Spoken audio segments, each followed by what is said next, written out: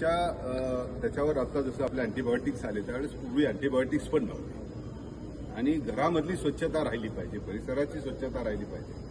हाच हेतू ठेवून आपल्या संस्कृतीमध्ये हे रावण दहन म्हणजे सगळी जी काही जुनी कपडी बाकीची जी काही टाकाऊ वस्तू आहेत ज्या आपल्याला परिसरामध्ये नको असतात किंवा ज्या गोष्टी आहेत तर त्या आपण मला वाटतं की विल्हेवाट लावण्याचा एक जो कार्यक्रम असतो आणि त्याच्यामधून एक प्रतिकात्मक आपल्याला विचाराचा जो आहे की जो नकारात्मक विचार आहेत ज्या गोष्टी आपल्याला हानिकारक आहेत त्या सुद्धा आपण बाहेर पाठवण्याचं काम या दिवशी करत असतो.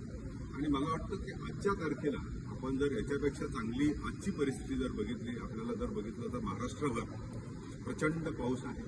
अनेक शेतकऱ्यांच्या शेतामध्ये पाणी आहे, त्यांचे संसार उद्ध्वस्त झाले.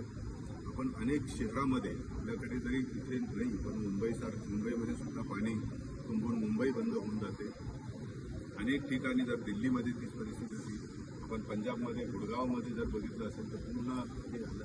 कारण निसर्गाचं जे काही नैसर्गिक चक्र आहे की पाऊसमानाचा जो पर्जन्यमानाचा जो काही आहे की कमी कालावधीमध्ये खूप मोठ्या प्रमाणात पाऊस पडतो. म्हणजे intensity is very high but the duration is shorter. म्हणजे जो पूर्ण दिवस 24 तास जो पाऊस तुम्हाला 100 mm पडायला पाहिजे तो 3 तासामध्ये 100 mm पाऊस पडतो. आणि मग कॅरिंग कॅपॅसिटी जी आहे एवढी होल्डिंग कॅपॅसिटी आहे ती होल्डिंग कॅपॅसिटी कमी होते. मग आपले सगळे रस्ते हे नाल्यासारखे व्हायला लागतात आणि घरांमध्ये पाणी जाण्याचे प्रकार वाढतात. एकूणच आपल्याला जर बघितलं तर हे जीवनमानावर खूप मोठा परिणाम करतात. आणि याला आपण ज्यावेळेस नेहमी विचार करतात की हा ग्रीन हाऊस इम्पॅक्ट आहे आणि हे ग्रीन हाऊस इम्पॅक्ट जे आहे की त्याच्यामध्ये हे प्लास्टिक हा फार मेजर जर बघितलं असेल तर क्लोरोफ्लोरोकार्बन CF4 आपण जे CF4 आणि याची ज्यावेळेस चर्चा करतो तर हे क्लोरोफ्लोरोकार्बन सुद्धा आहे. कार्बन मोनॉक्साईड सुद्धा